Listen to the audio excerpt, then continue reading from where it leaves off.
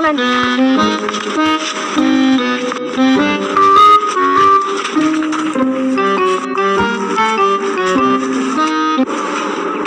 পুষ্পা বস আপনার সঙ্গে কথা বলবে।